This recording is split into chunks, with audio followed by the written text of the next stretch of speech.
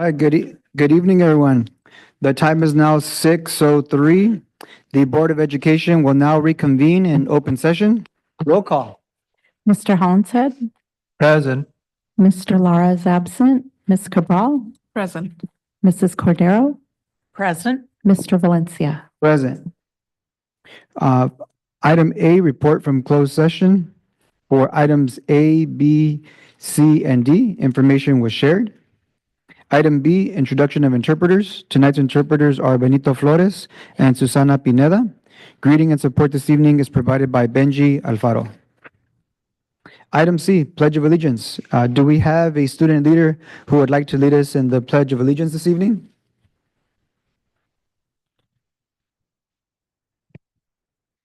Please stand for the Pledge of Allegiance.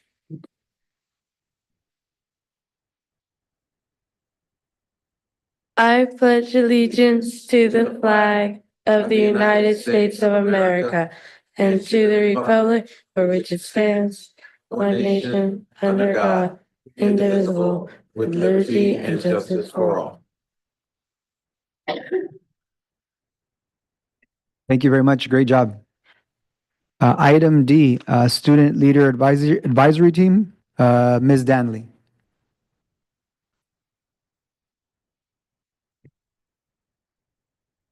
Good evening, Board of Education, Good evening. President Valencia, Dr. McDuffie, and members of Cabinet. It is my great honor and privilege to be able to introduce to you a beginning of our Student Leader and Advisory Team for the 2024-2025 school year. We have 3 students before you. We have a 4th who is right now finishing up a championship football game for Bruce. So hopefully he walks in soon and really happy. I'm going to turn it over to the student leaders and they will introduce themselves.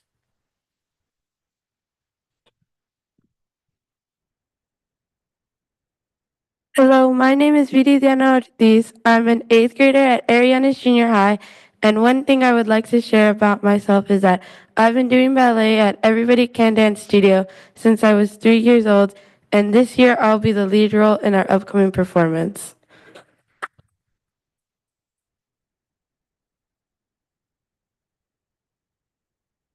Here, last fall, Arianes' Builders Club was in charge of organizing Fall Fun Day, and I helped with the setup and ensuring all participants were at their stations and enjoying the day.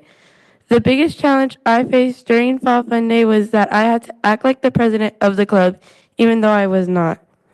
Student Leader Advisory Group taught me how to interview people from different stations of the district and keep eye contact while you're talking to them. I had a great learning experience on how to communicate, delegate, and become a great leader. And being here in front of you is proof that this experience helped me become a great leader. Thank you for your time.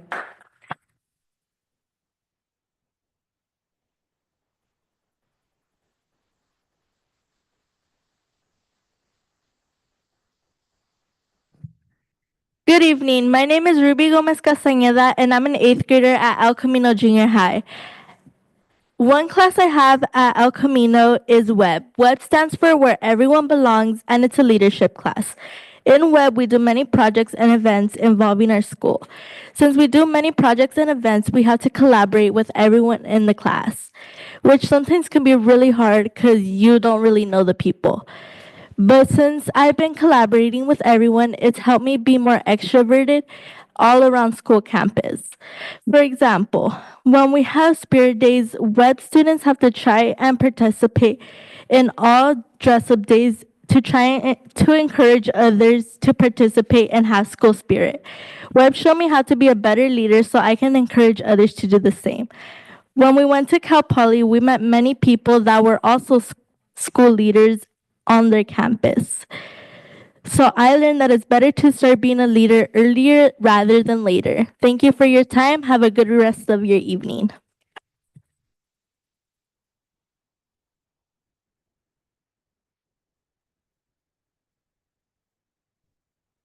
Hello, my name is Gabriel Rigel, and I am a 6th grade I'm in sixth grade at Adam William Laird Elementary. Something unique about me is probably my school. And the unique thing about my school are probably the hardworking teachers that support our after school programs. My favorite program is a broadcasted news program, and its name is Hail Happenings. I was challenged to use my leadership skills when I was filmed on camera to introduce and close the weekly news. I learned to keep my composure while on camera, and now as a sixth grade student leader for our district, I would like to work on not being so nervous while speaking in front of others. I would like to quickly share about maintenance operations. Mr. Joey Vicente is the wait.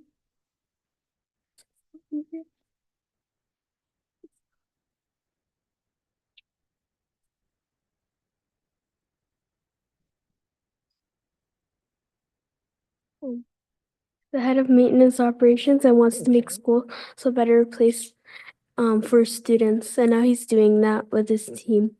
I'd like to thank Mr. Vicente and his team of custodians like my school custodian, Mr. Michael, for helping and keeping our schools clean and organized.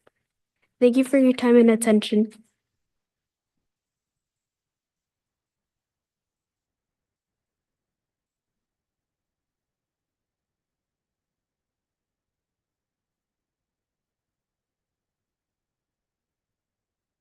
My name is Javi, and I'm a sixth grader at Robert Bruce Elementary School, where students have a lot of great opportunities to participate in sports.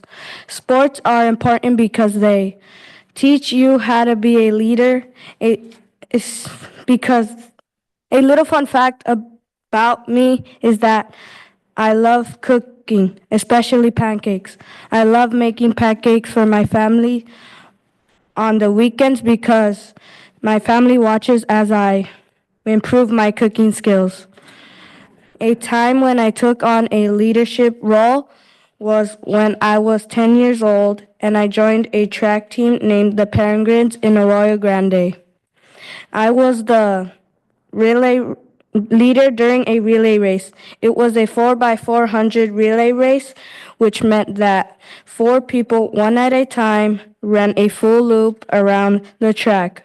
And it was my job to lead my teammates and decide the best order for our runners. We would start off slow, then speed up to get faster. We ended up placing second, but it was all right because we tried our best, and in the end, we all had a great time, and we learned that it takes practice to gain speed. I am thankful for being part of this program to represent my school. As a student leader, one of the challenges I face is speaking in front of people. In this program, I hope to gain more confidence by taking my time when I'm speaking in front of people. I want to thank the teachers at Robert Bruce for making opportunities for students to play sports, and thank you for your attention, board members.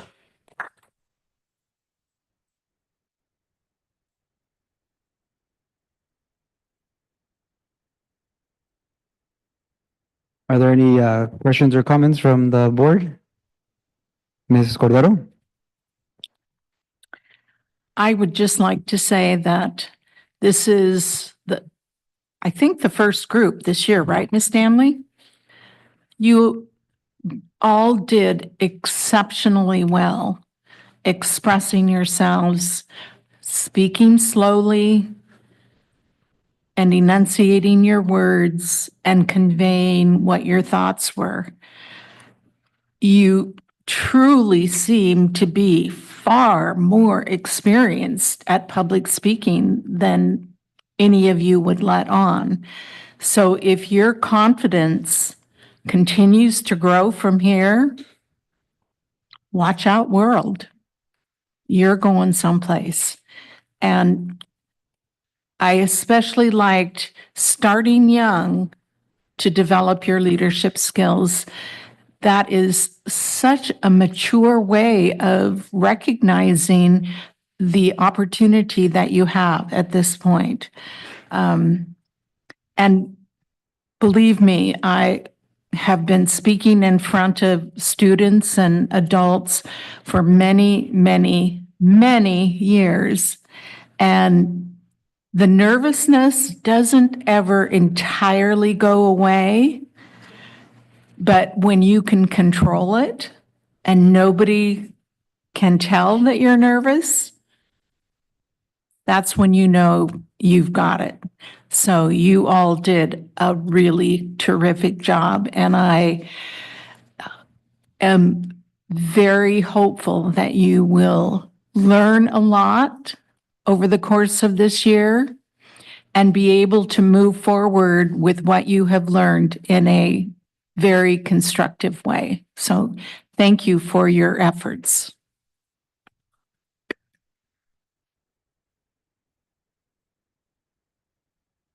Students, I also want to just take a moment to say thank you for being here. You all are literally a dream come true, because I remember when I started early on this board a few years ago, I had requested to hear more from students.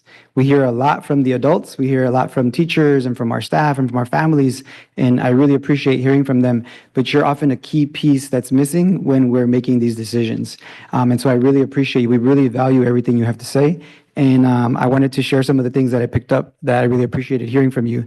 You said it's important to learn to collaborate with everyone, including folks that you don't know. And that's wonderful. I really think that all of us can learn from that. You talked about better leaders encourage others to do the same. So I appreciate how you're mindful of, you're already leaders at our school, so how are you developing your peers? Because they're watching you, right? They know that you're in a leadership role. And so I appreciate you owning that leadership and developing your peers as well. I liked how you said you're learning to keep your composure on camera. That's not easy, and so good job with that. Keep working on that. I appreciated how you thanked the custodial staff. My father was a custodian at one point in his life, and they're often some of our unsung heroes in our school. So let's make sure that we're all doing our part to keep our schools clean so that they have time to do other things that they need to do. I also appreciated hearing you talked about how sports make you a better leader. I so appreciate that. That's one of the things that we are advocating for as a board, right? It's wonderful seeing our flag football and our cheer among all our other sports. I appreciated loving how you said you love cooking. Don't make the mistake that I did when I went to college. I had to call my mother on the phone and say, "Ama, how do I make the frijolitos that you make at home?" Because I didn't know. I thought by watching my mom, I learned, but no, you learn by doing. And so I'm loving the fact that you all are picking up that skill set now.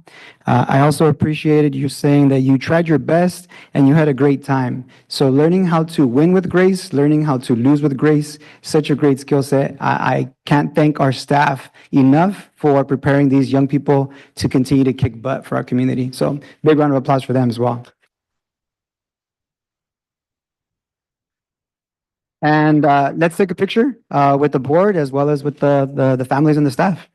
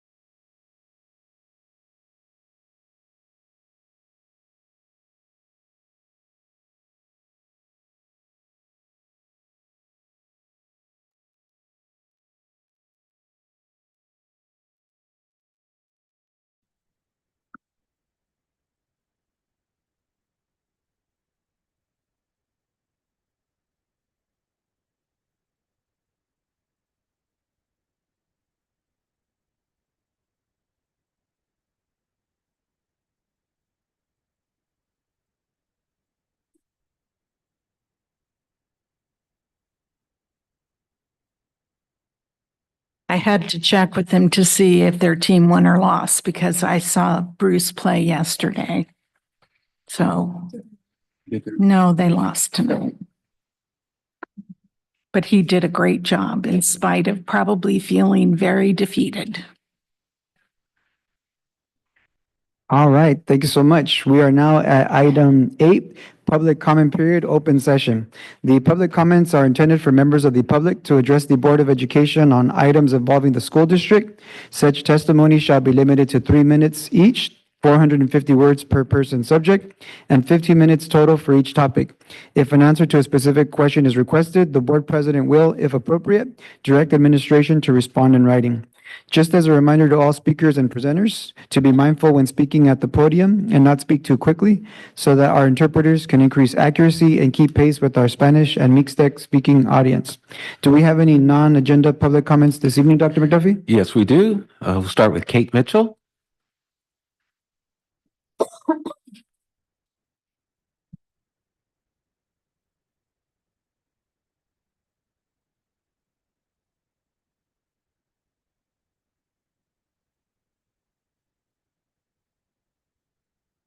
This is going to be a tough act to follow. Those kids are amazing. So I'll try not to shake.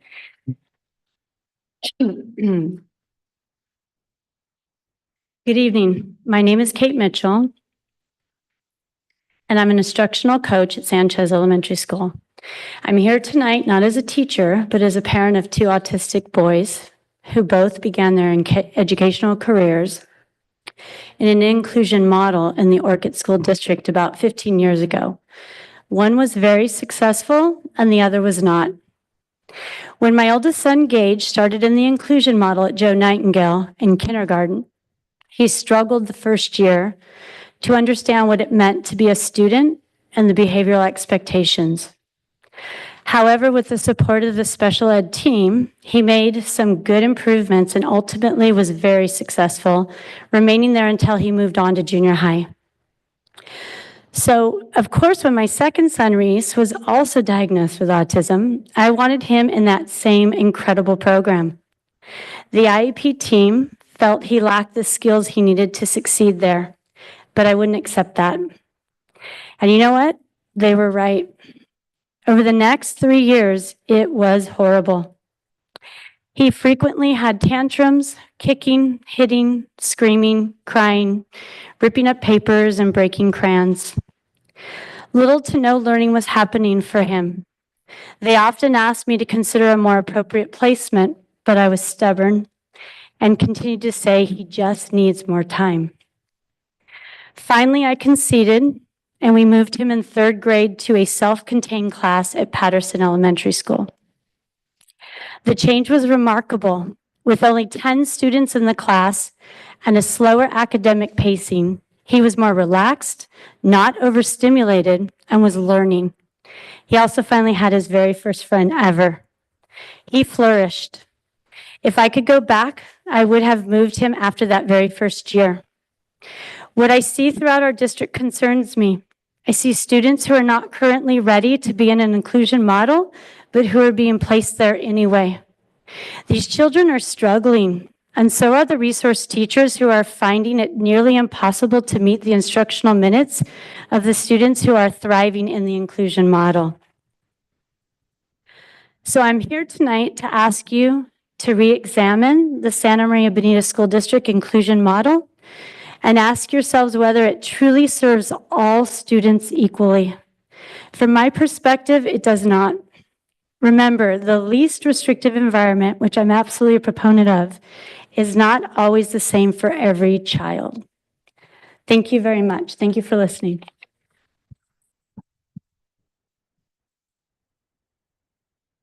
Lisa Sanchez. That's a hard act to follow, too. Hi, I'm Lisa Sanchez. I work at Tunnel Elementary, and I'm an educational specialist.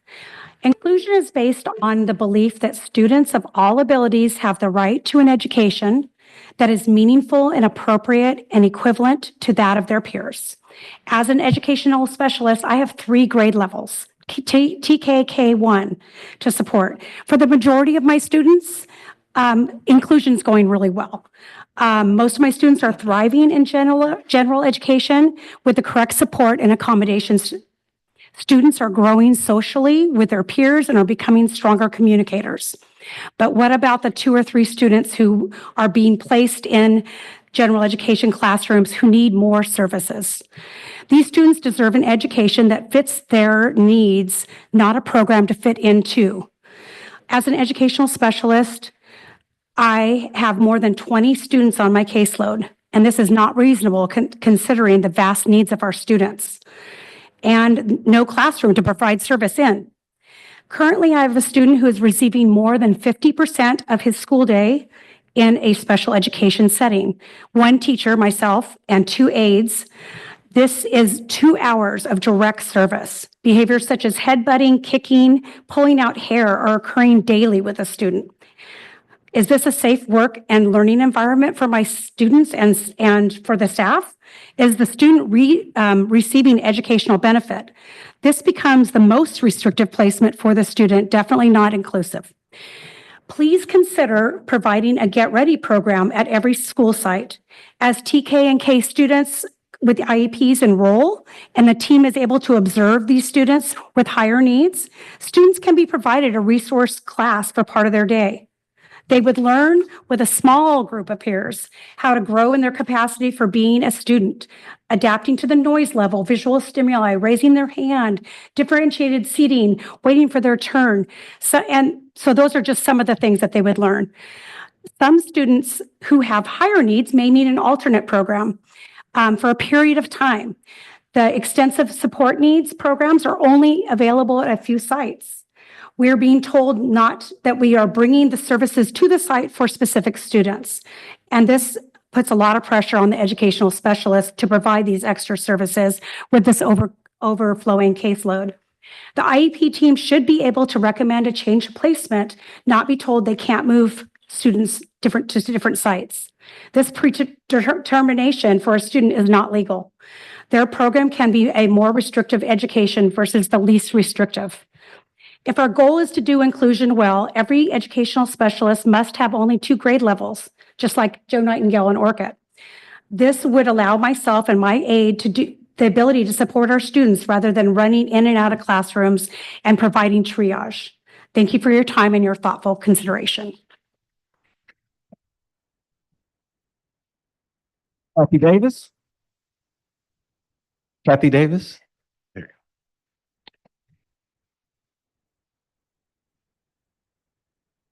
Okay, so I'm going to follow all of those people. Good evening, Dr. McDuffie and school board members. My name is Kathy Diavas, and I teach transitional kindergarten at Tunnel School with Mrs. Sanchez. I have the pleasure of teaching our littlest learners on the campus. The majority of our 4- and 5-year-old students have little or no experience in a school setting. My number one job is creating and maintaining a safe environment for them to learn during their time on campus. The reason I'm here tonight is to describe to you what inclusion looks like on a daily basis from a teacher's point of view and from the point of view of what I see students reacting to.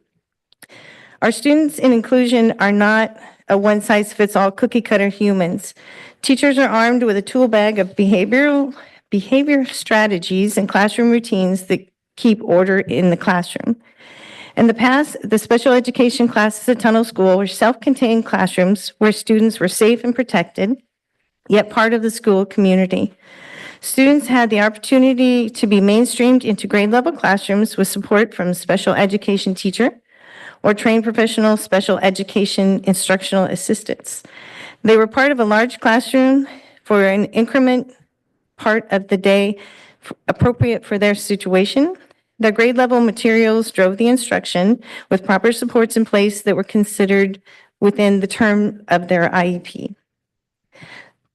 These classrooms are staffed by credentialed special education teachers and trained behavioral support instructional assistants as needed to support students on their IEPs. So much learning was achieved in these classrooms. Disruptions were at a minimum. Students rarely were combative. Elopement was an occasional issue, but there was never the type of chaos that is now seen in general education classrooms. Inclusion is defined as providing equal access and opportunities and resources for people who might otherwise be excluded or marginalized, such as those who have physical or intellectual disabilities and members of other minority groups. Inclusion can look very different for different children, and the support provided can enhance or diminish their experiences. Our primary special education inclusion students grades TKN1 are supported by one special education teacher. She handles a caseload of 20 or more students. I have witnessed our inclusion students react with fear and anger when entering an active classroom. An overcrowded classroom with many voices and faces can cause a million different reactions. I have witnessed instances of children eloping from classrooms, students throwing chairs and any other nearby objects, and/or hitting, biting, scratching anyone within reach, teachers, support providers, and occasionally other students. Elopement from the classroom has become a normal response for many students, often to That is time. Please wrap up avoid. in the next 10 seconds. Alrighty. I invite you all to come and see what inclusion looks like at our school, any other classroom. Younger students, the better, because they're not used to these situations. Thank And you. it can be kind of scary for them. Thank you very much. Now, Michael Clare.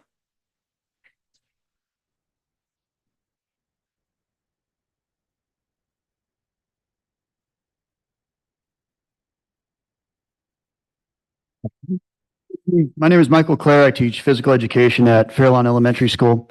I'm here tonight to share both concerns and suggestions related to the playground projects at Fairlawn, Alvin, Tunnel, and Ontiveros schools. For those who don't know, the playgrounds at these four schools were removed over the summer, and they were replaced with concrete slabs where the new playgrounds will eventually be built. We look forward to having these new playgrounds, and we will be very thankful when they are completed. However, we're more than 10 weeks into the school year, and there's not an accepted bid to build the playgrounds, let alone the beginning of construction. Without a playground, students have a very limited options during recess time. Many students, even those in primary grades, are apathetic about going out to recess, and the lack of opportunities is contributing to social and behavioral issues throughout the day. Our student supervision team is also understaffed, which makes it hard for them to keep up with the students' various needs during these times.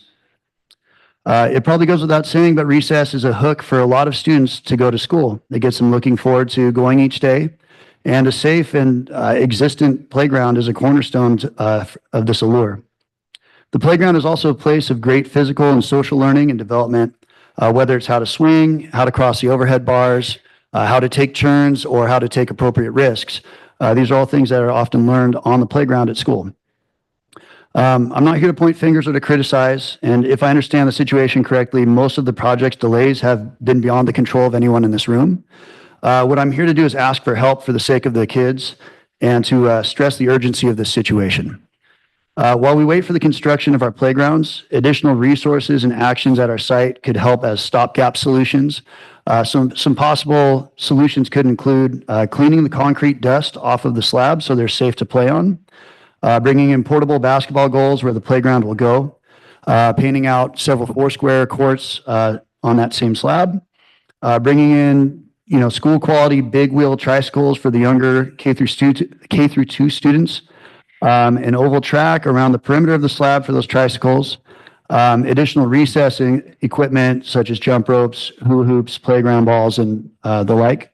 And then staffing wise, hiring a Levo staff to organize additional activities and also filling vacant student supervision positions to allow more proactive management of behavior during recess time.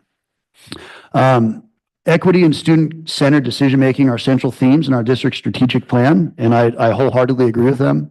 What's happening at these four schools, Fairlawn, Alvin, Tunnel, and Ontiveros, it's not equitable, and it's detrimental to the kids' both mental and physical health. So I'm asking you, please do right by our students and help us provide the resources that we need to make this time of their school day safe, fair, and enjoyable. Thank you.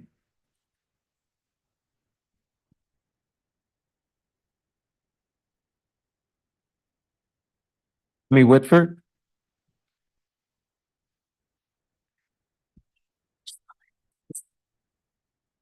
Good evening, board and Dr. McDuffie. My name is Amy Whitford. I teach TK at Tunnel, and that was perfect to follow because 2 years ago we came to the board and we were pleading for shade on our playground for the kindergartners and air conditioning to keep our tiniest students safe. We finally felt heard and we were promised shade and eventually air conditioning. After all the hard work with summer projects, we started this year with air conditioning in all the classrooms except ours. We were told it was in the books for the following year instead. Spoiler alert, they knew about this problem 7 years ago. This year, we started the year with no playground. Instead of the grass, wood chips, and play equipment, our students have a desert of unfinished concrete and a patch of dirt where grass was promised in the future. We do have the grass now. Is this doing best by our students? Many TK and kinder students only know our playground. This is what school is to them. There's no playground.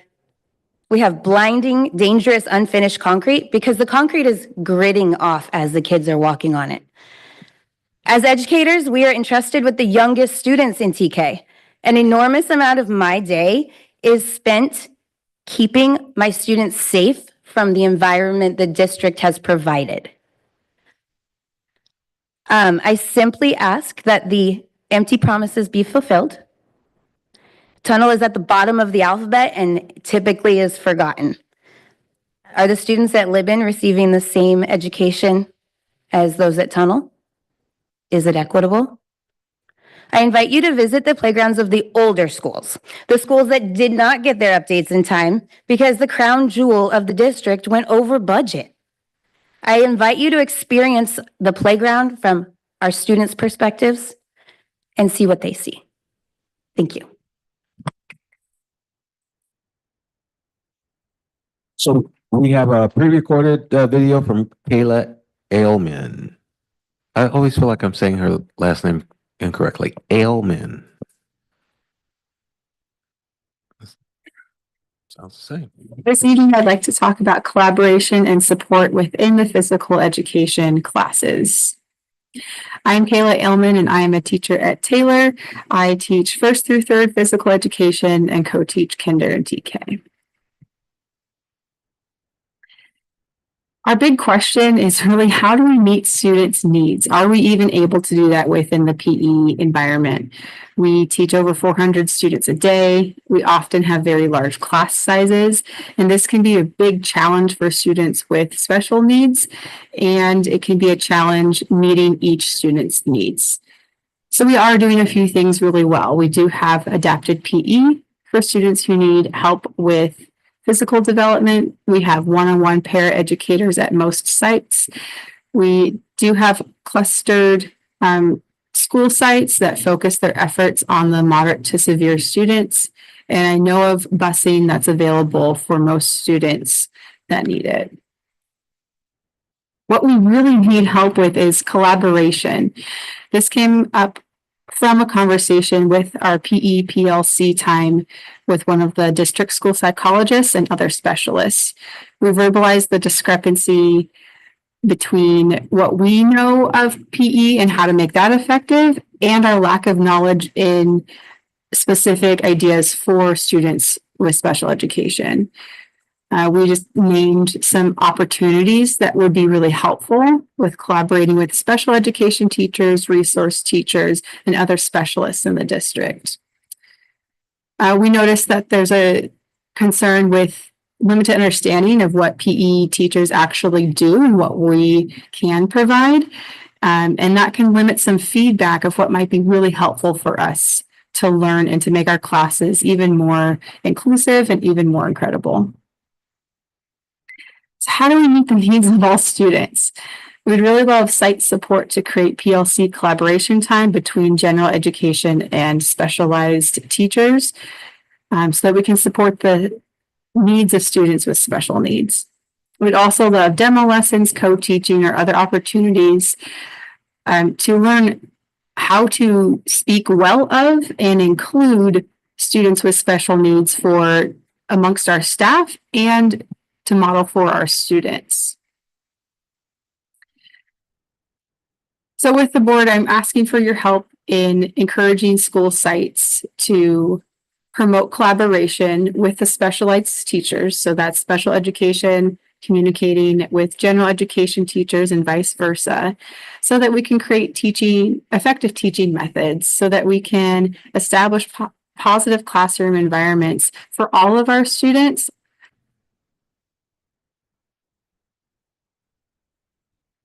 That's all of the public comments that we have off the agenda. Does that include public comments for agendized items, Dr. McDuffie? We do have one public comment for agendized item in our action item for sunshiny. Okay, so that will come at a later time. Yes. Thank you. Item 9, approval of agenda as presented. May I have a motion to approve the agenda as presented? It is moved by Mr. Hollinshead and seconded by Ms. Cordero to accept the agenda as presented. Roll call. Mr. Hollinshead? Ms. Cabral? Aye. Mrs. Cordero? Aye. Mr. Valencia? Aye. Motion passes. Item 10, consent items. Actions proposed for the consent agenda are consistent with adopted policies and approved practices of the district and are deemed routine in nature. They will be acted upon by roll call vote in one motion without discussion, unless a member of the board requests an item be pulled from the consent agenda for further discussion. Items pulled from the consent agenda will be voted on separately. May I have a motion to approve the consent items? It is moved by Ms. Cabral and seconded by Ms. Cordero to approve the consent items as presented. Roll call. Mr. Hollinshead? Aye. Ms. Cabral? Mrs. Cordero? Aye. Mr. Valencia? Aye. Motion passes. Item 11, action items. Item A, public hearing on the Santa Maria Elementary Education Association Sunshine Proposal for the successor to the collective bargaining agreement for certificated bargaining unit members expiring on June 30, 2026. At this time, we will open the public hearing. The time is 6:41. Dr. McDuffie, do we have any comments for the public hearing? Yes, we do. Mr. Jonathan B.A.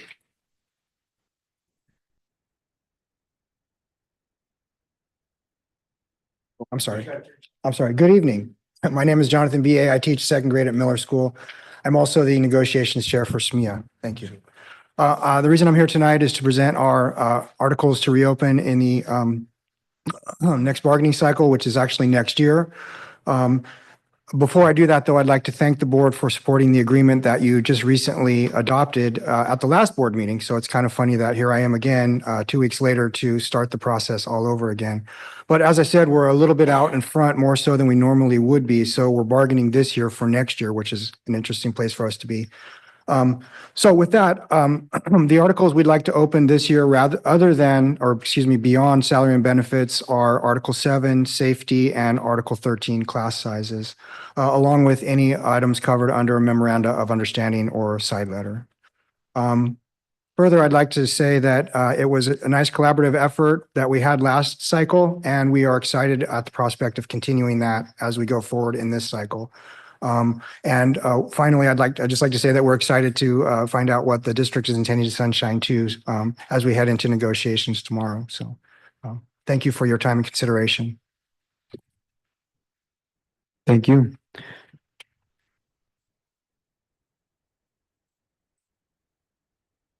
That's all we have. With no further comments reported, we will close the public hearing. The time is 6:43. Item B, discussion and approval of the Santa Maria Elementary Education Association Sunshine Proposal for the successor to the collective bargaining agreement for certificated bargaining unit members expiring on June 30, 2026. Dr. Bland. Thank you, President Valencia, board members, Dr. McDuffie.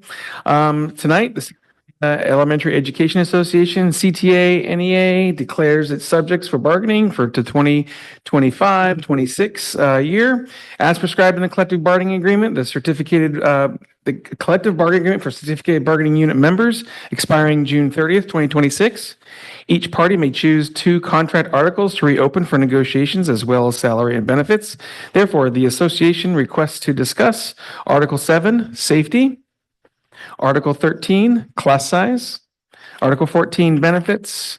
Article 15, salaries, and items currently covered under memoranda of understanding and side letters. Are there any questions or comments from the board? Seeing none, may I have a motion? I'll move to approve the Santa Maria Elementary Education Association Sunshine proposal for the successor to the collective bargaining agreement for certificated bargaining unit members expiring on June 30th, 2026 as presented. I'll second.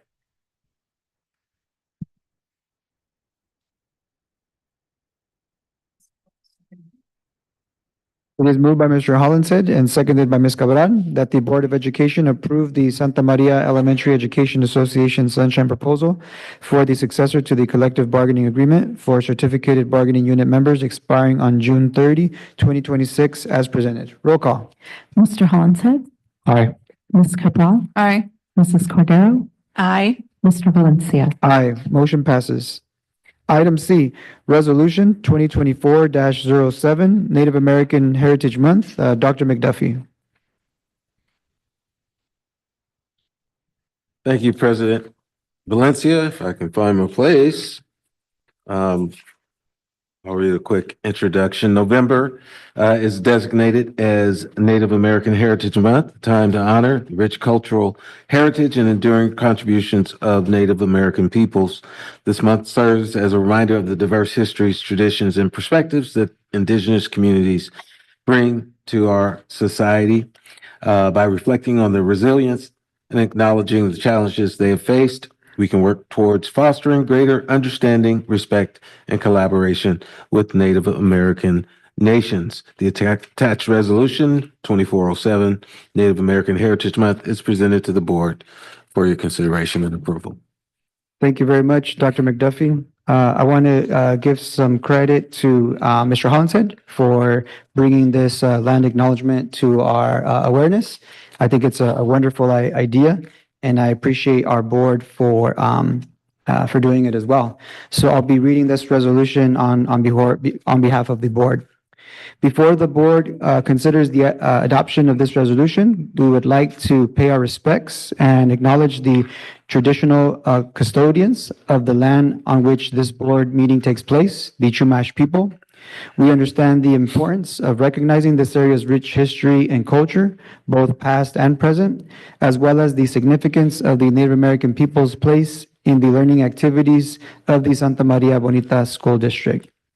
And with this land acknowledgement, I would also like to request that the board help me read aloud the resolution, paragraph by paragraph. If that's okay with you all, then Mr. Hollinshead, you can get it started. You want to do 2 and 2? Is that what you're saying? Sure. Yeah. Sure. Yeah, let's do 2. Let's do 2 and 2. Whereas the month of November is designated as Native American Heritage Month in the United States, a time to recognize and celebrate the rich culture, history, and contributions of Native American peoples. And whereas our school district values diversity, inclusion, and the acknowledgement of the unique histories and contributions of all cultures, including the indigenous peoples of this land, and whereas Native Americans have made significant contributions to our society in various fields, including arts, science, government, and education, and continue to enrich our community with their traditions and perspectives. And whereas Native American Heritage Month is an opportunity for the Santa Maria Bonita School District to honor the important contributions, achievements, and sacrifices that Native Americans have made distinctively to Santa Barbara County and across the state of California and the United States. And whereas Santa Maria Bonita School District recognizes the importance of understanding the history of the local area, particularly with regard to the Chumash people who lived here first, and whereas it is important to educate our students about the histories, cultures, and contemporary issues facing Native American communities, fostering a deeper understanding and respect for all cultures.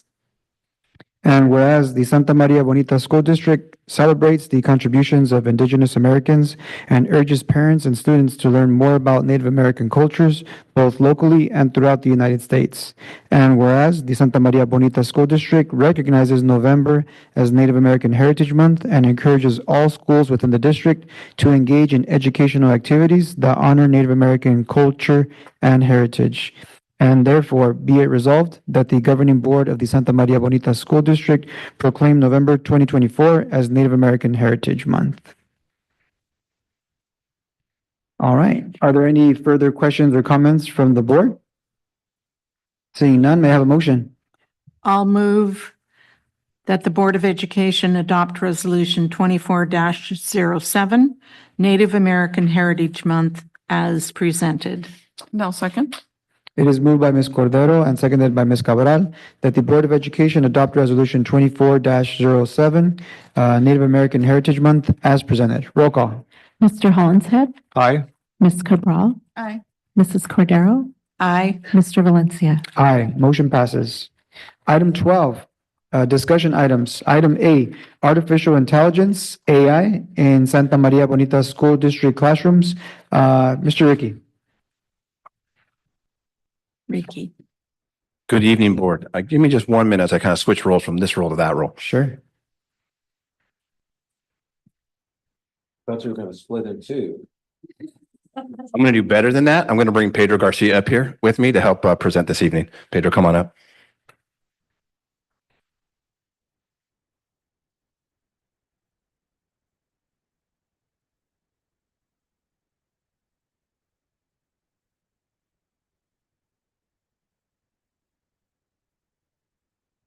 We just want to make sure that what you're seeing on this evening, which is going to be a little bit hands-on fun stuff, is also available to folks watching from home. So give me 1 more second. That sounds great.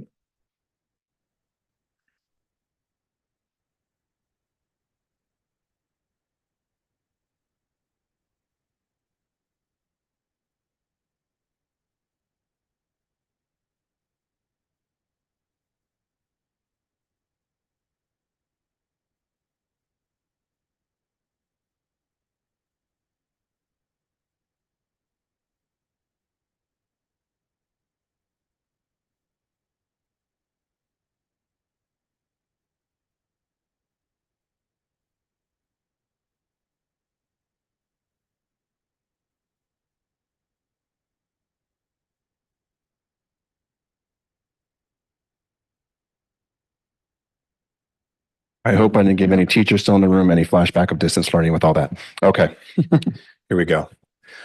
So board, thank you for the opportunity to come in front of you today. With me, I have Pedro Garcia. Pedro is one of our 2 technology TOSAs. Not with us tonight is Veronica Tadeo Diaz. She was just unable to scheduling conflict, but I want you to know that her and Pedro are really in the middle of all this work. And so I'm happy to provide some bookends as far as giving you some information. But really the credit to what's happening in our classroom goes to Pedro and Veronica.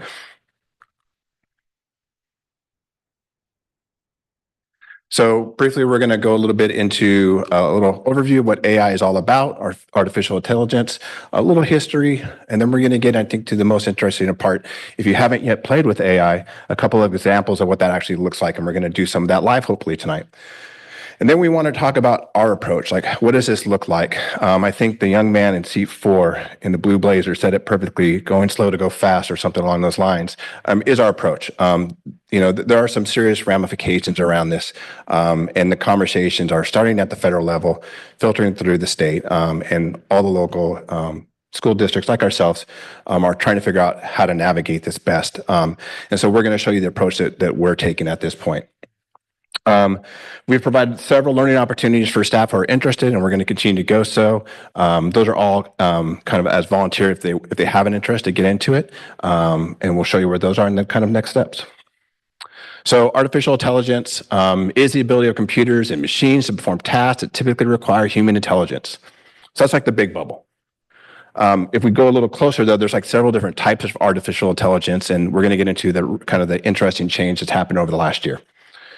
So we all maybe have some understanding of like this machine learning artificial intelligence. So we see that like in examples like Google Maps, Amazon, where it's queuing up recommendations. Maybe you might like this based on your search history. Same thing in Netflix, right? So it's asking me, do I want to watch like Desperate Housewives of New Jersey? Like, well, why do you think I want to watch that? Because it's watching. So we're listening, good. Then we have some other examples. So this next layer of artificial intelligence we've seen is called deep learning. Sorry, let me hide that.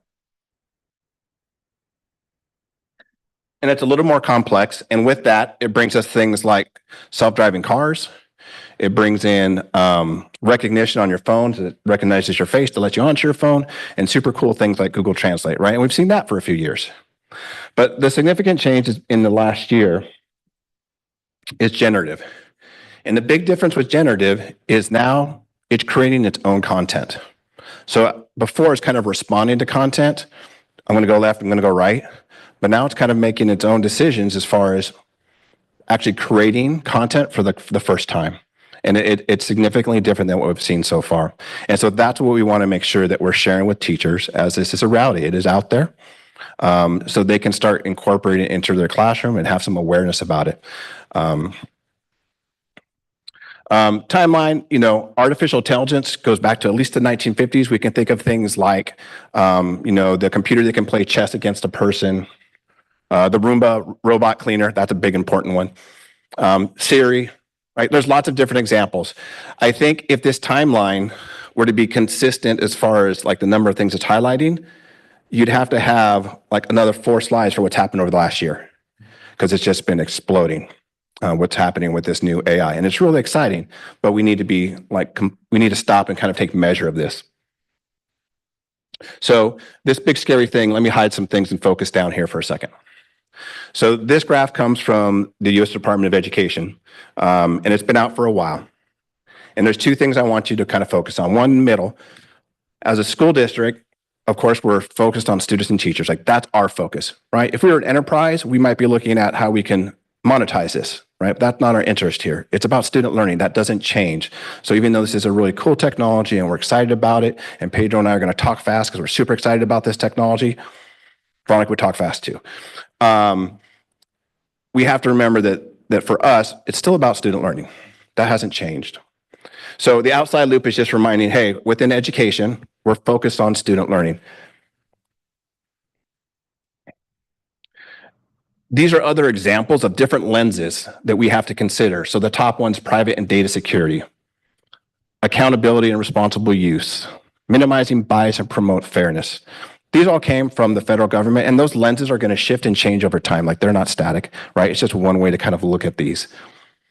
But for us, what we have to keep thinking about is this one right here. That second circle that comes in, and that's humans in the loop. This technology is really amazing, but we cannot allow it to substitute for what humans can do with each other. And what we put into it is only as good as what we put into it. And the outcome we get is only as good as what we put into it. And so we have to be really thoughtful about what we do. Peter's going to give you some great examples about how we can be thoughtful about what we put into it. But that's some of the learning that we need to do with our teachers slowly. And get them comfortable. Pedro's going to give you some examples of what it looks like live, so that's pretty exciting. And then when we come back, I'll talk a little bit more kind of our approach to how we're going to be slowly integrating this into the classroom. Awesome. Thank you, Brian. Good evening, everyone. My name is Brother Garcia IV. I'm happy to be here tonight, so thank you for this opportunity. So first, what I like to do is I want to dive in because I know a lot of us have heard of other large language models, or in other words, the AI tools and chatbots. Most common one that has been used or heard around the area is ChatGPT, but tonight we're going to be exploring Google's Gemini. So I'm going to go ahead and dive in here. So, like many things, it's a tool, right? It's a resource that's available where people can generate different ideas. But what I tell people all the time is it's a tool in the sense to help us to refine our ideas. And so I'm going to just kind of get it prompted for you guys so you can take a look at this tonight. So I'm just going to talk to you like I normally would a neighbor or a friend of mine.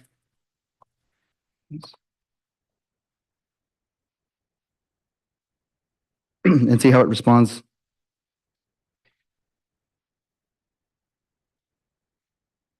One second. So now I'm just going to tell it, setting some parameters, we call it, is giving it some context as to what's happening in the environment or maybe something that's on my mind. And so I'm just letting it know that I'm speaking at a district board meeting.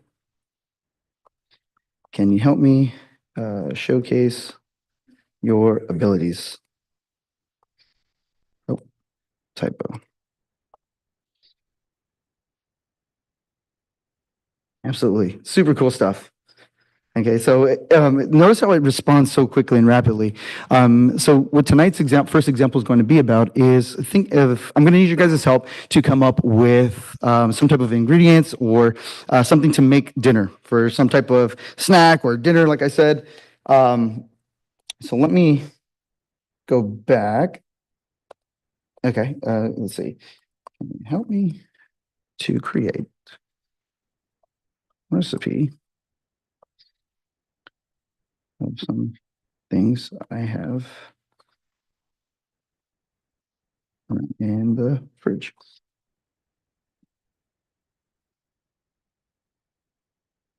Cool. And right away, it comes up with some ideas. Oh, is there leftovers?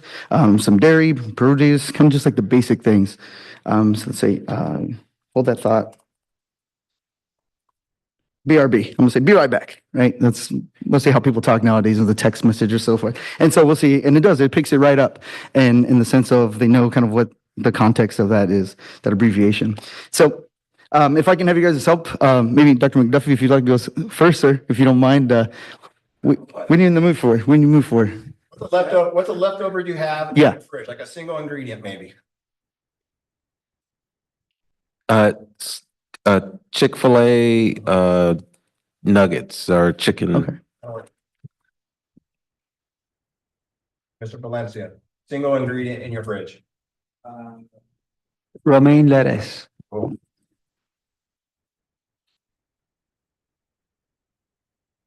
Eggs. Got it. Eggs. Spanish rice. Spanish rice. Got it. Mr. Hollinshead. Capers.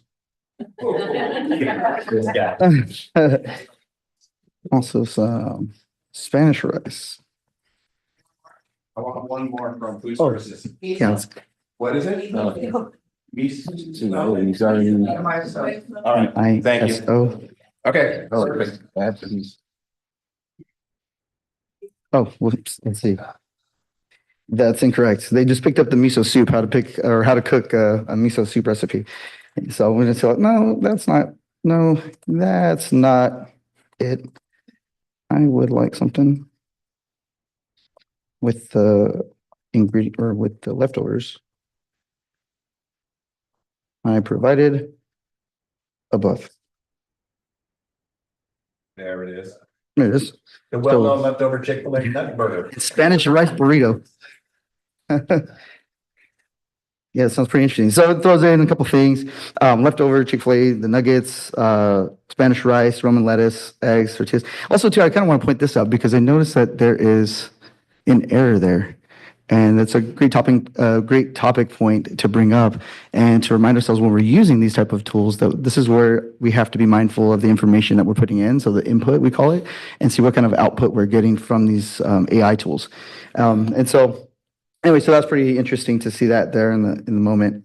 But as you can tell, it put together a couple of ideas, things like that. And then what's really neat about this and with the AI tool is that you can even narrow it down to even more detailed. So we can say, now, can you come up with something for a person with a soy allergy?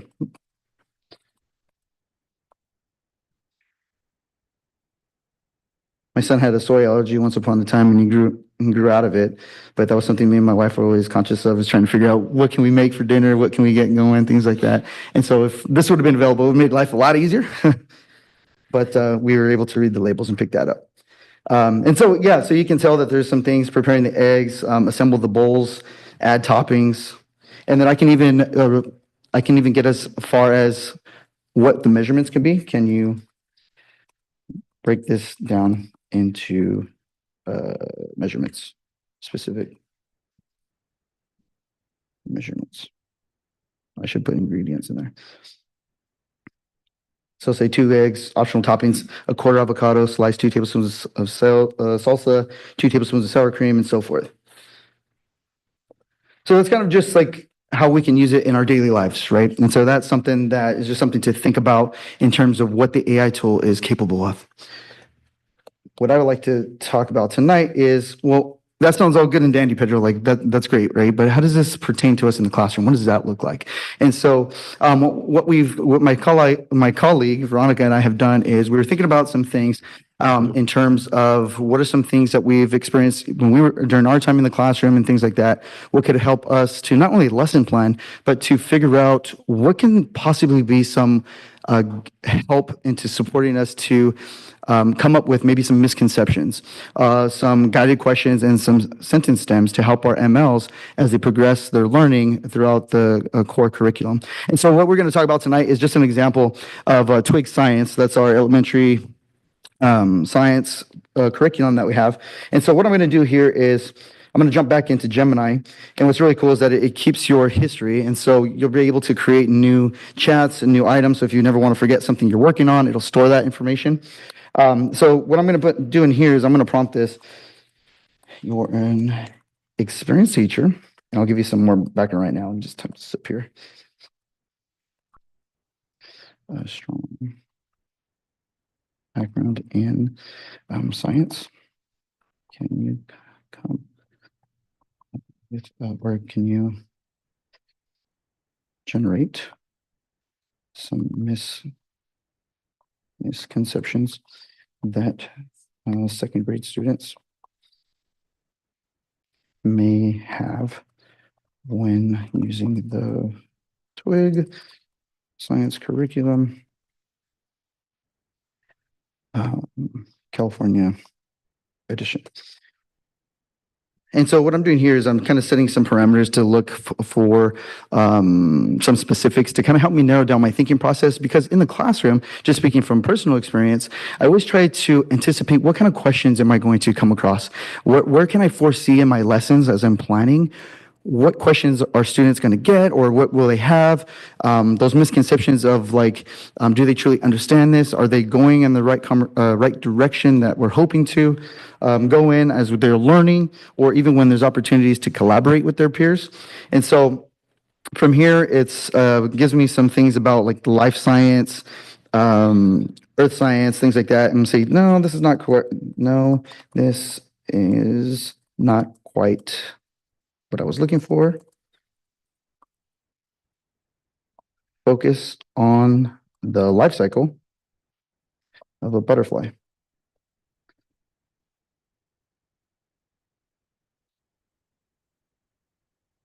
So right here, it's pretty neat because it gives me some more context of kind of like narrowing it down to like we were talking about. And it says, Twig Science second graders might have some misunderstandings about the butterfly life cycle. Here are a few misconceptions. So instantaneous transformation. Students might believe that a caterpillar instantly transforms into a butterfly without going through a pupa stage. And so things like that. And it helps you to think back on what possibilities there are in terms of trying to really get the students to understand and comprehend the subject or the content that you were teaching. So what we can do here, which is really nice, is we can narrow it down even further. And we'll say, using the data above, can you help me to think, or help me to generate guided questions for small group or for collaboration groups.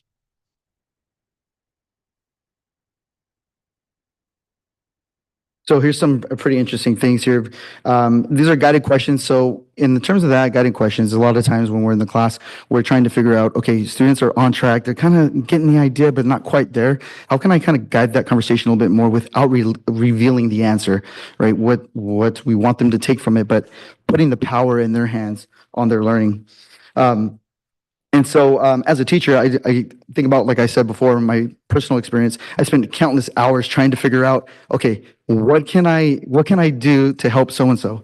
How can I get this message across? Because as teachers, we know our students, right? We know them the best, and we understand what their needs are, what ideas they have, what their strengths, their weaknesses, and areas for growth and the possibility of growth. And so, having a tool such as this, it helps us to spend less time trying to figure out all these other things like the paperwork part, and gives us an opportunity to spend more time with the students to push through and to help them to grow. Another thing too, I just want to highlight real quick is with this, say for example, these are some guided questions. There's something in there. Okay, this sounds pretty tempting. Critical thinking. What is the purpose of the pupa stage? So say I can prompt the bot to do this and get a little bit more specific is use the critical thinking points and generate some sentence stems for them. And so now for sentence stems to give students an opportunity to express their thinking, express their understanding of the content. Teachers could easily take a look at this, and of course, always using, like Brian said earlier, putting the center, right, the user first, making sure that we're using our expertise and our professional judgment on whether or not this content is correct, is it accurate? So once we check that, we could then provide different things for students so that it can give them an opportunity, like I said before, to express their learning, express their thoughts, their thinking process, and we'll spend less time trying to having to pull these things, from error and things like that, and really helping us to kind of speed up that process in a sense where it gives us more time to work with the kiddos. Let me see. Just trying to go back to the Back. There. Hiding from us. I got it. There, yeah. Here we go. Yeah. And so just to recap, because I speak a little fast sometimes, but it was pretty much just to help to showcase how it has the ability for providing teachers a tool and a resource just to kind of generate and refine what they envision with their class, because they're the experts in the room. They're the ones that know their students the best, and it gives them an opportunity to brainstorm with a collaborative partner. We heard earlier tonight that people were talking about collaboration and PLCs and things, and those are huge. And sometimes, without that time, this might be a way to kind of help get that available. May not be the best case, I'm going to say that, because we want to always pick our brains of our peers and the professionals in the room, and definitely use that experience and expertise. But this is a second option, helping with guided questions and the sentence stems as well. Thank you, Pedro. So, wow, that's like really different than where we were a year and a half ago. And so how do we take that and approach into our classrooms in a way that feels comfortable and builds knowledge and comfort with these tools? And then where does the introduction of this for our students? Because our students have found it already. Is a reality, right? They're already on it. Now, in our district right now, we're blocking ChatGPT and Gemini for students because we're not quite ready for them to access that, nor are all the data privacy things there the way we'd like them to be, and we're going to talk about that. So here's our approach. So we start with some exploration, and you just kind of went through phase one with this. So that's where we were going to show classroom teachers, what does it look like? Kind of in something that's like a personal reference that we can do, maybe a list of ingredients. And then we're going to highlight some way we can use it in the classroom, right? So that's just kind of intro, and you just got to experience what that might look like. The next piece is we've got to inform our teachers about data privacy as it relates to this, right? And so FERPA and COPA are the two biggest data privacy agreements that are ruling over us as a school district that we have to keep in mind. So FERPA is about the data that we release, and COPA is about the data that we allow ourselves or not to share with other agencies. We do this all the time anyways. So every time we look at a new application, so someone says, hey, we really want to bring in this tool into the school district, besides looking at the rigor of the tool and seeing if it actually aligns to our instructional practices, we also take it through a process to make sure it aligns to our technology data privacy plans. And so these are the two we would look at. And so we're doing nothing different here. We're just doing that with AI now. And so to make sure, just like every other program, it's got to pass the muster for FERPA and COPA. 3 is the big one. So that's when we really go deeper and we have those conversations, humans in the loop, teachers and students in the center, about what this looks like. As you saw, like whatever Pedro typed really changed how it responds. And so we have to be really mindful of what we're asking it to do and what those results might mean, because we might intend to just be scaffolding to get somebody to someplace, but we might accidentally start differentiating and changing the rigor and taking them to some other place that we don't intend to do. So those are really important conversations that we have to kind of put in front of teachers and show them examples so they can have that same understanding, and we're going to find more, right? But those conversations have to happen face to face. So student approved AI platforms. Different districts are going at different speeds at this. There are lots of things out there. Right now, this is the one that we've approved. So we've had Adobe Express available to our students. It's really cool. It's like the creative suite that Adobe has, but friendlier for students, especially for K through 8 students. All of our students have access to this.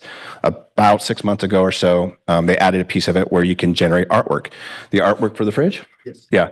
So if we go back, the artwork for the fridge, Pedro generated that inside of that tool. So that's like asking the question, hey, I need a picture of a fridge with a bunch of food inside.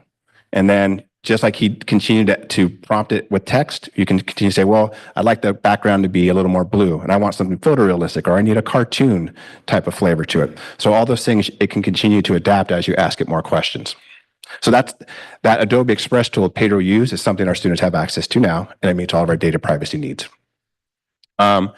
So I want to share that, yes, there's a lot more things out there, and we've started to look at those things, and there's some really great tools, and these are student-centered tools. So these are the tools potentially you would give access directly to students. But our approach is that we really need to spend time on 1, 2, and 3 to make sure teachers have a really good concept about what this is, how they're going to use it in their instruction, how they can save time in their instruction and their prep, before we just release it in the students. Because we know once the students have it, they're gonna use it. Every time we put something in Clever, the students are all over it. They see that little change, that new bubble, and regardless of whether we have a lesson plan for them or not, they're gonna go in there and they're gonna start exploring, right? So we wanna make sure that our teachers have the opportunity to get really familiar and comfortable with that before we start releasing anything significant. But we've started the process. Over the summer, Pedro and Veronica worked with a small group of teachers as an advisory panel to start looking at these, and they definitely weighed in and made some suggestions, but they were also very supportive of the idea to go slow. And start with the 3-tiered approach of making sure that everyone has a common understanding, making sure we have data privacy, and then giving teachers the opportunity to work in small groups and understand the implications and how you incorporate this in the lesson planning and into the classroom. And then eventually we'll get to tier 4, where we have some more student-facing options. So kind of circle back. This is our guidance here that we'll continue to use. Humans have to be part of this conversation. It's not just a tool you can just go use this and everything's going to be better. That's not the case. There's opportunity here to save some time and do some really great things.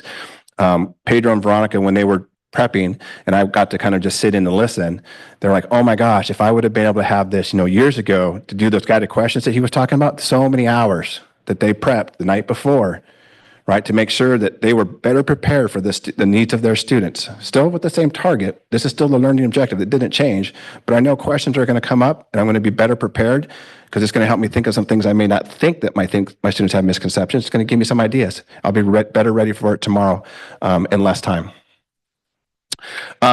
We wanted to highlight some of the opportunities that have already happened for teachers. So we included some AI opportunities inside of the new Teacher Week. On the August 13th, District-wide PD Day, there were some opportunities embedded in there. It's been inside of the Teaching and Learning Bulletin. In some of our coach meetings, some of the department chairs from some of our sites have reached out to us wanting some help with this, and we've started that process. So moving forward, next steps, the information is all over the place in a really good way, but it's kind of nicely filtered. You see what happens. It starts at the federal government. You see the states do some sort of adoption of it, some sort of rollout. Santa Barbara County's been a great partner with really good resources, and some of them we used tonight and hopefully gave them the credit in the lower left corner. We need to continue down that road because this continued to change and develop pretty quickly. So we want to continue to learning for us. The learning won't stop. we'll be better to support teachers as we do that. More learning opportunities for staff. So November 1st, there's going to be 1 or 2 opportunities in that day. We have some other sites and departments that have reached out, so they're in the queue, that they're going to be getting their opportunity. We're looking at a PD to go. So if you're familiar with that, that's a way some of our teachers can choose to do some learning on their own, at their own speed and pace at home. So we're hoping going to include this as one of those options. Clerical staff, we meet with them usually once or twice a month to give them some sort of technology training. So we're going to be embedding this as an opportunity. We want to make sure that they're aware of what's going on in this space, and maybe there's a way that they can leverage this to be a better service to their teams in the office and the teachers they support.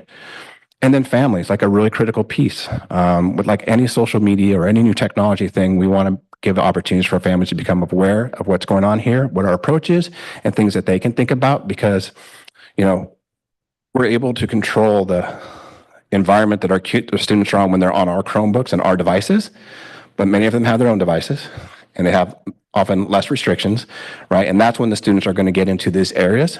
And so we want to provide some guidance to parents, just, hey, this is out there. Here's some things to be aware of. You know, one of the nice things about it, the nature of most of the things we've seen under this umbrella, is they're doing some on their own, some appropriate filtering to make sure that the graphics are appropriate, the images are appropriate, the language is appropriate. They've put that kind of embedded in, which is just kind of nice that it's kind of already there. We don't have to take extra actions to make that happen. So that's where we're headed on this journey. And now Pedro and I are happy to answer any questions you might have. We hope you have some. Thank you very much. Any questions or comments from the board? Yeah, Ms. Cordero. So I am assuming that particularly with our maybe 6th, 7th, 8th graders, that some, if not many, have done their own exploration, if you will, in regards to AI. How, if they're using it to help them with their homework in an appropriate way, that would be fine. But how will teachers know if AI is doing their work for them? Sorry, did you follow? Yeah. Cool. It's a great question.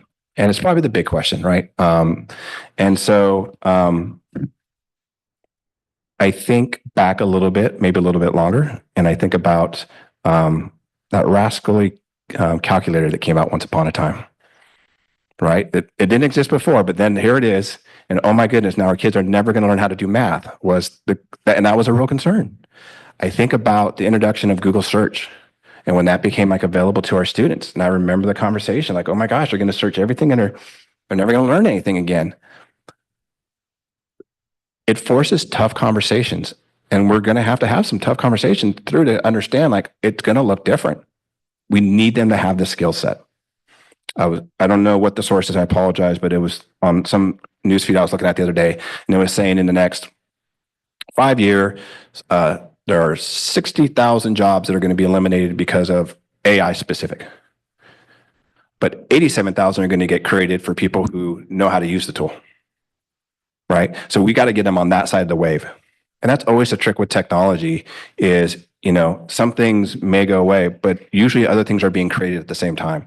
And we have to position our students to be successful on the front edge of that wave. So for sure that's going to happen, Ms. Cordero. Our students are going to try that because they try things, right? I watched my son do it as an 8th grader.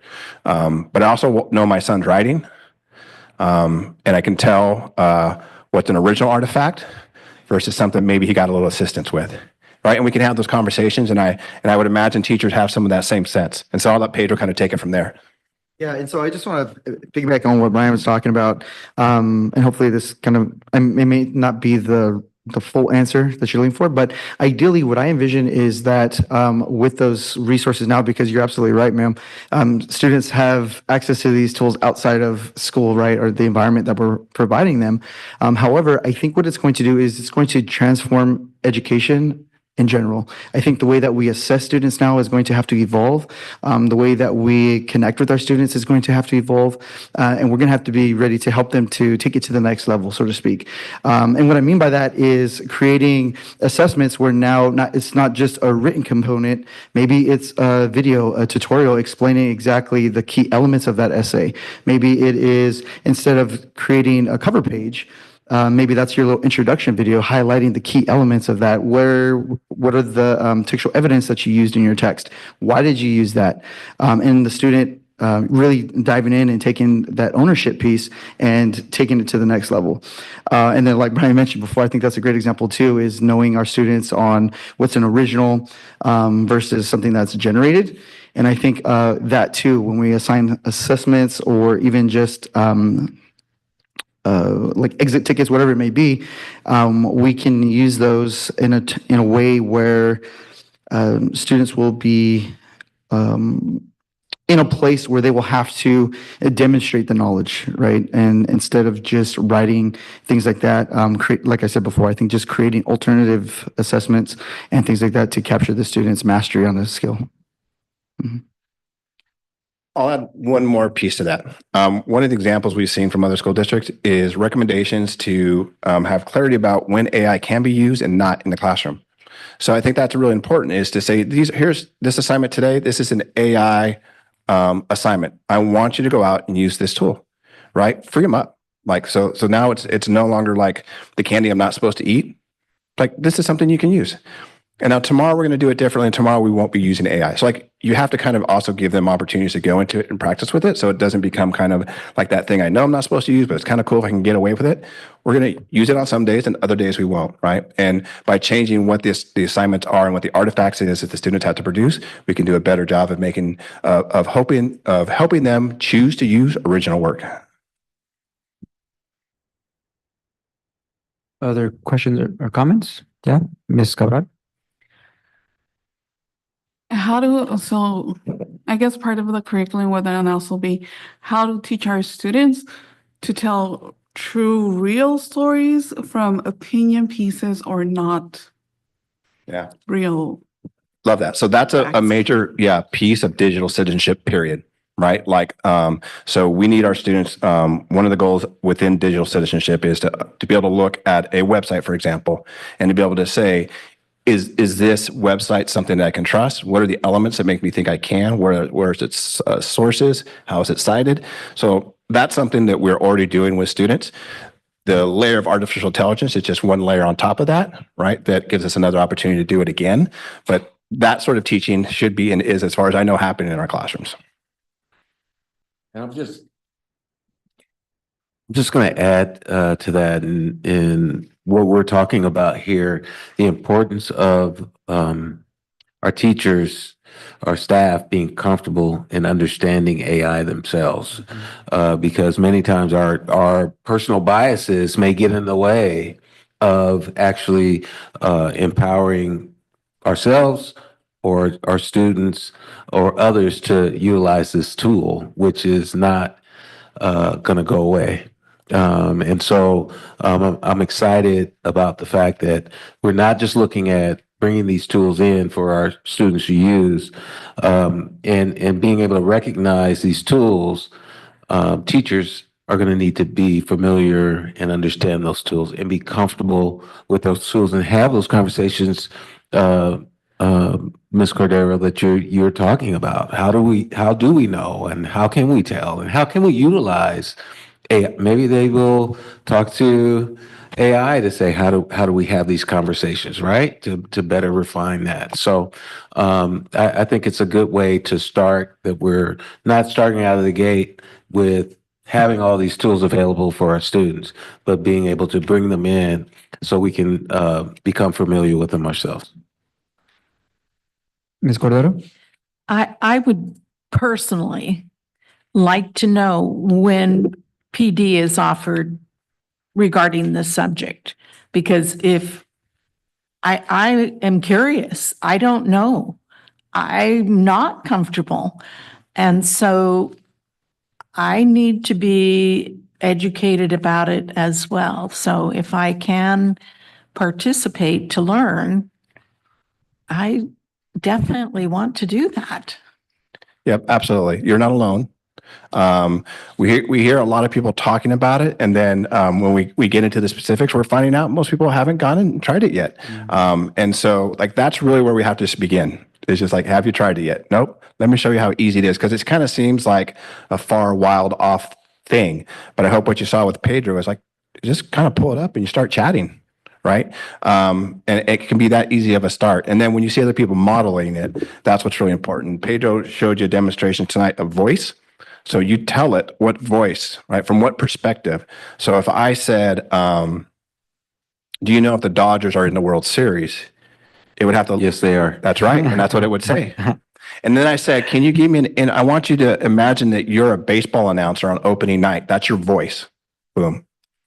Now, give me an introduction. It's going to get me one flavored as one, not as good as Vince Scully, but good, right, of what that would sound like, right? But then I could say, but now give me that someone from that other team, right? And now the narrative might change about what the highlights are and what we're excited to see, and it might be a little pro-Yankee, right?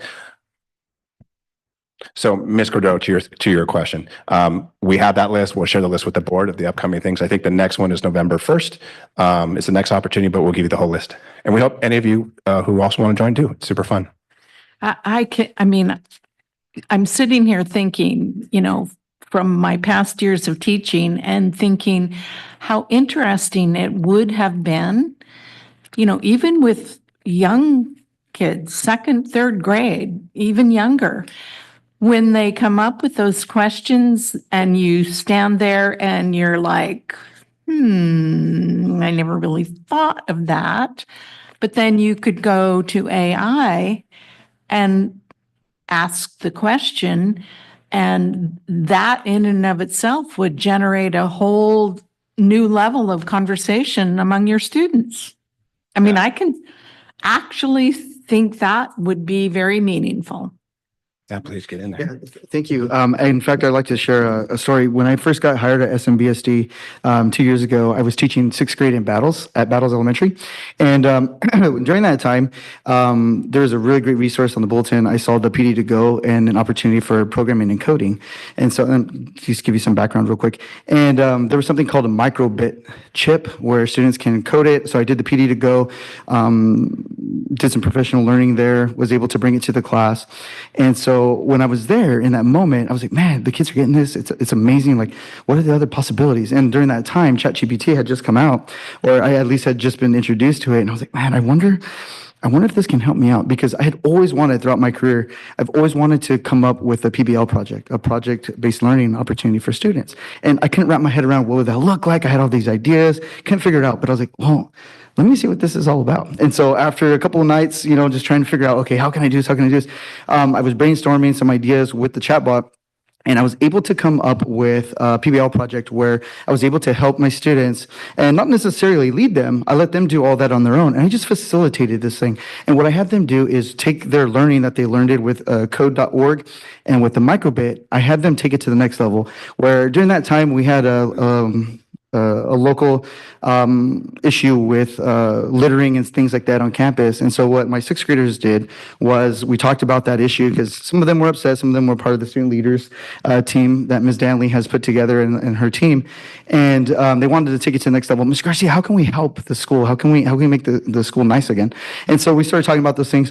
And what they did is they created a code using that background knowledge that they had gained from another lesson we did with these microbits. They were able to create a code where they created one button to represent trash, and the other button was for recyclable items. And so they collected all this information. I taught them how to create spreadsheets and analyze data using Google Sheets. And so after that quick lesson, they took it and ran with it. And these are all ideas that I had collaborated with working with this AI bot, trying to figure out, okay, how can I have students demonstrate their mastery? And not only that, but it was so cool because we were able to hit Common Core standards with everything from math to science to ELA. everything was there all in one project. And it was cool because it got to reinforce their learning. So by the end of the trimester, they were able to demonstrate their mastery of the skills. And so it was really neat because each page, and I'd love to share this with you guys, we invited Mr. Barnett to come in and Mrs. Molina, who are administrators there, to come in, and the kids presented. And sure enough, they were able to show their data, and the administration supported them. And we got recycling bins on campus, there's no trash receptacles, all these things. And the kids did it. And I would have never been able to wrap my head around because I'm a pretty busy guy, and you can tell I'm speaking fast already because it's something that I am passionate about. However, I don't know if I would have ever been able to take this that far if I wouldn't have been able to kind of brainstorm a little bit more. Because even talking to colleagues, it's great and stuff, but sometimes it's hard to explain what it is that you're thinking, and when you type it down, it just kind of helps. And so during that time, I was able to do that, and the kids did an amazing job. And if you guys are interested, I can share that link with you because the groups in my class were all responsible for creating all the web pages. They took it upon themselves to do the coding, to write all the information you would see on a typical website, because we ended up creating a classroom website. So I had 5 groups. All 5 groups were responsible for creating the web page. They put all the data in there, all the information, took pictures, shared about their code, and then yeah, it was just all student driven, and they did an amazing job with it. And like I said, the administration was great, supported them, and they had to present it too, which was wonderful. And so that was the true power, in essence, of having a tool or access to a tool to support me while I was creating my content for my class. Any other questions or comments from the board?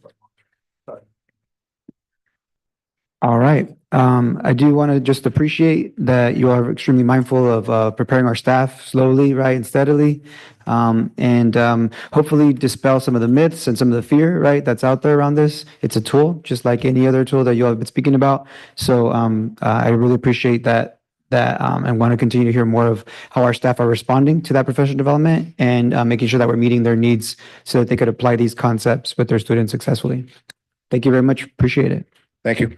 With no further questions, the Board of Education acknowledges the artificial intelligence AI in Santa Maria Bonita School District classrooms update as presented. Item 13, new business. Are there any new business items that the board would like to request? Okay, none for you, Mr. Hunted, none for you, Ms. Cordero. Okay, thank you very much. Item 14, Board Superintendent Reports. Anything from you, Mr. Hunted? Okay, Ms. Cabral? Ms. Cordero? Okay. I think I mentioned at the last board meeting that I was going to be attending the ethics training that was offered virtually through CSBA, and it was actually pretty painless. It was interesting and a pretty straightforward way to meet the criteria to be certified.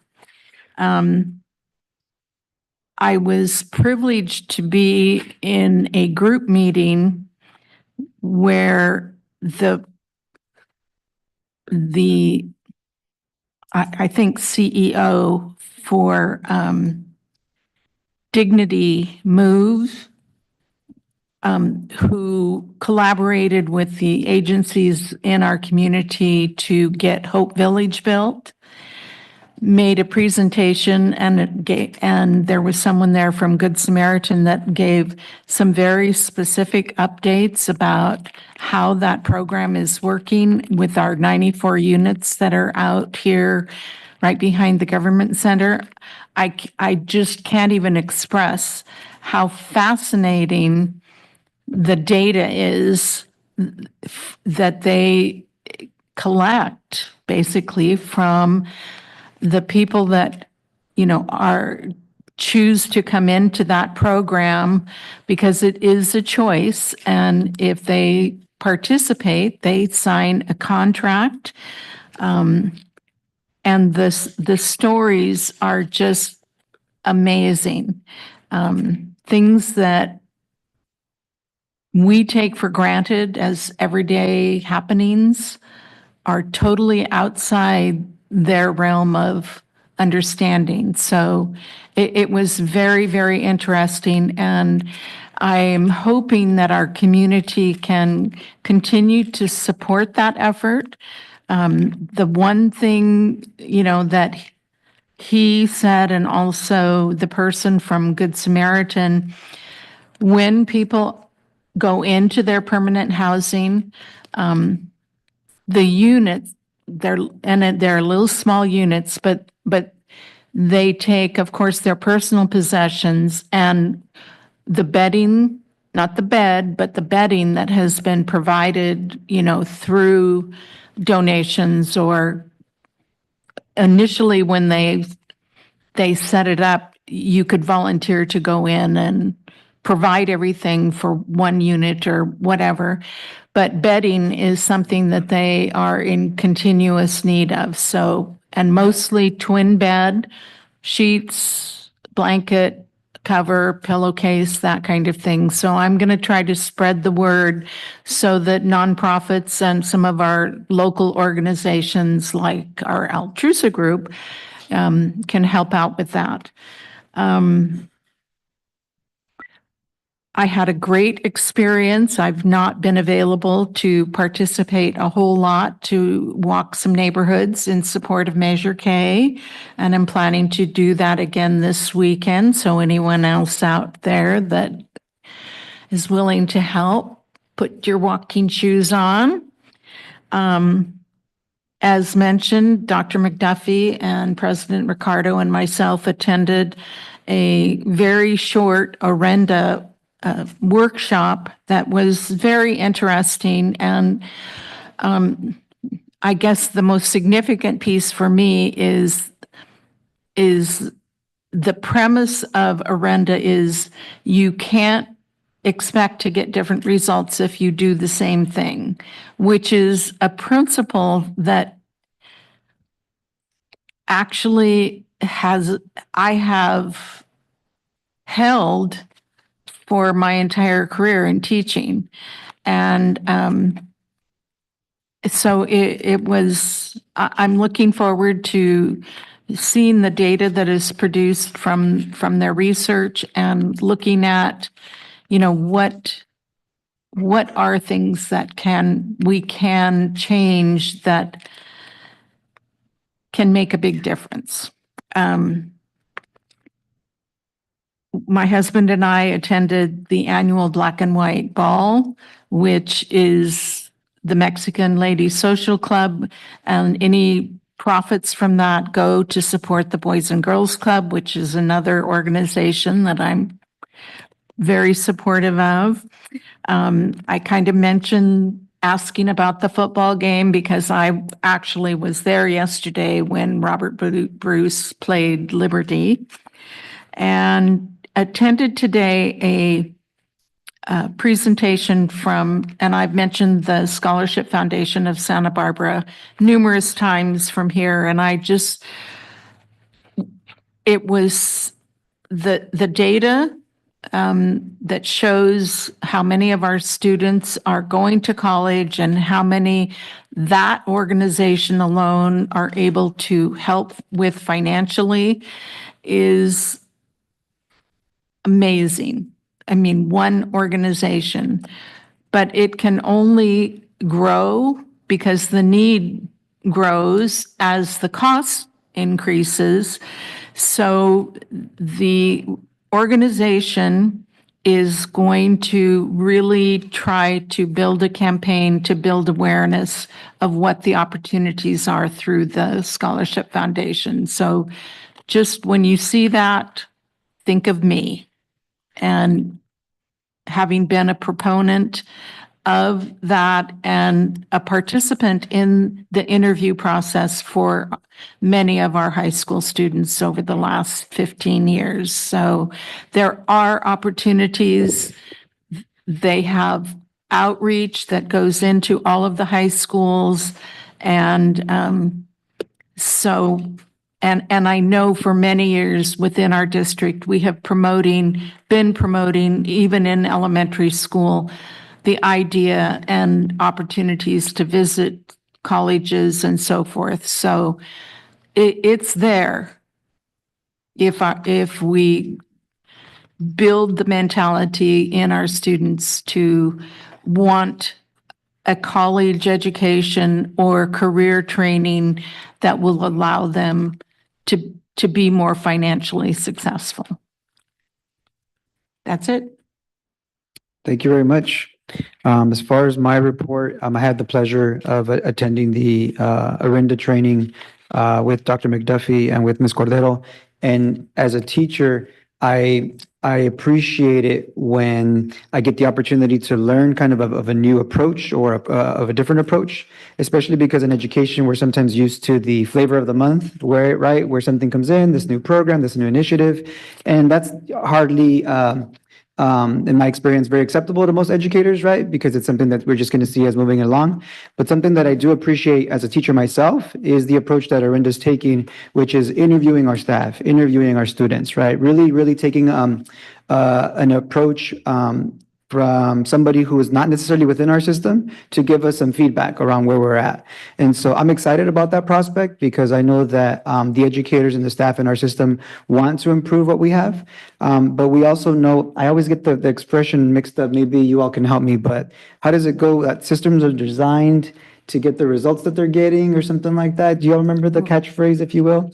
When you do the same thing over and over, you can't expect to get different results. Sure. And so it's related to that. But what I think is fascinating about this particular approach is that it's basically saying our system is getting these designs because it was designed to produce these results, which if you think about it is a very scary thought, right? That means that the system that we are a part of, all of us, from board members to soups to all of our staff at every level, we inherited the system, and unfortunately many of our students are struggling in the system. So that means we have to be a part of the system to change it, which is going to make a lot of us uncomfortable because change is difficult. It's difficult for me, it's difficult for most of us, but I'm excited about the opportunity to really lean into looking at how our systems are serving our kids, because we do see so many things that are helping, and we also we want to catch those things that we might be missing. So I'm really looking forward to continuing that process, and continuing to remove barriers for our systems, for our students, for our staff, and for our families. I really appreciate our acknowledgement of Native American Heritage Month. This is something that's near and dear to my heart because I'm also a Native person, as a Mexicano, I'm a mestizo, a mixture of many cultures, particularly Spanish heritage and indigenous heritage, Indian heritage. However, I didn't learn about my indigenous roots until later in life. My father and my mother, we took one trip as a family to Mexico, mostly because of economic reasons. We couldn't afford to go on an annual basis. But I was about a sixth grader when I was able to go for the first time. And we were sitting in a bus in Mexico, Michoacan, where my dad's from, Corupo, the pueblo. And I noticed that there was families on the bus that were speaking a language I wasn't familiar with. It wasn't in Spanish. And so I asked my father, I was like, hey, apa, how come I don't understand what they're saying? And that's when he told me, well, son, it's because, this is our community. And in our community, we also speak languages besides Spanish. And so that's when it began to become a little bit more cognizant of my indigeneity. And unfortunately, in school, I didn't get a chance to learn that very much. It wasn't until I went to college that I finally got to learn more about my indigenous mestizo roots. And I share that with you because the sooner that I learned about my heritage as an indigenous person, the more proud I became to be a part of the thousands and thousands of year history of a part of the Americas. And it actually inspired me to pursue higher education and to lean more into my culture. And not only to lean into my culture, but to appreciate cultures that were different from my own. And the research confirms this, that when we teach our young people their history and their culture, the academic achievement goes up for our kids, as well as their acceptance for cultures that are different from their own.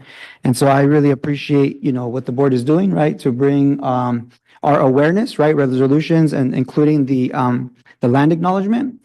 My high school students, when I asked them what a land acknowledgement is, because I do this also with my high school students, and they said it's to bring awareness, it's to basically bring focus to. And so I appreciate that we're doing that on behalf of our Native community, which is vast here in Santa Maria. Many of the young people we serve being from Oaxaca, from Guerrero, from Michoacan, these are a big portion of our young people. So the more that we can serve their needs and their identity, the closer we're going to bring them to appreciate who they are and improve the academic outcomes for them.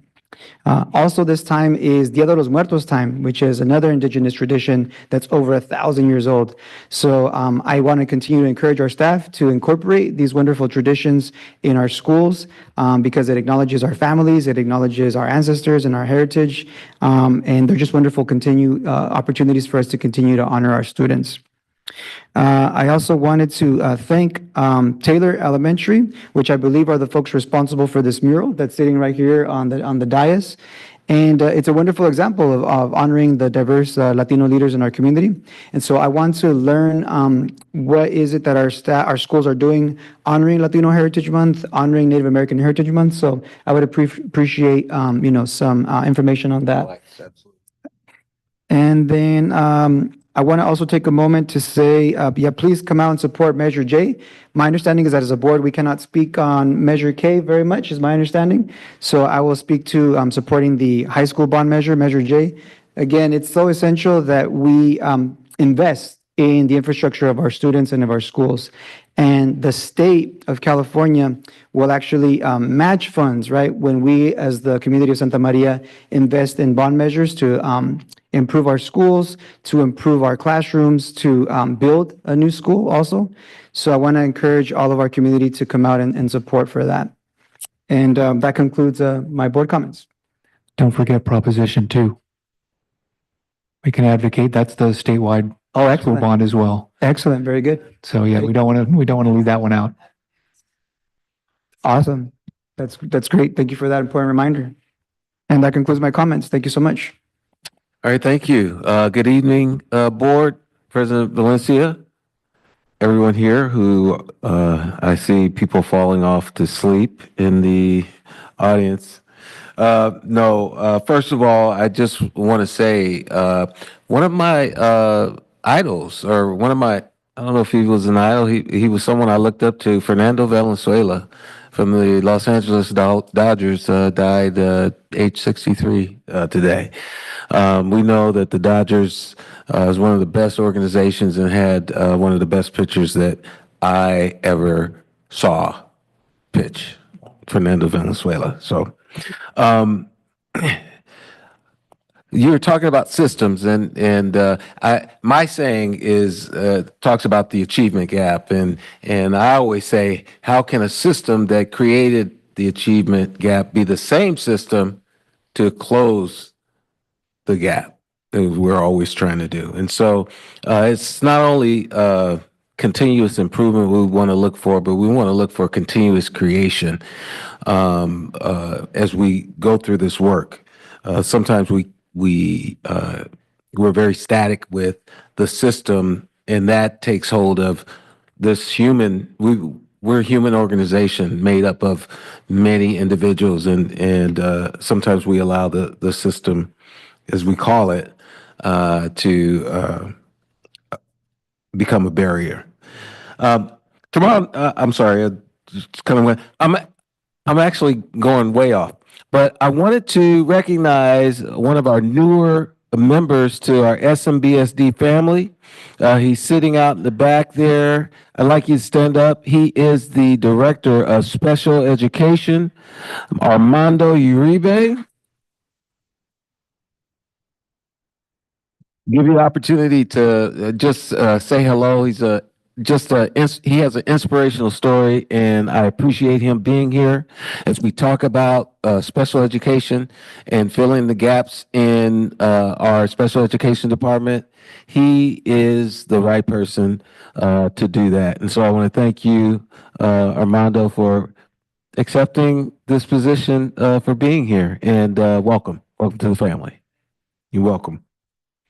Tomorrow night, I'll get started with the AI generated speech I have. Tomorrow night, our district is participating in a community safety forum at Allen Hancock College, starting at 5 o'clock. It's from 5 to 8.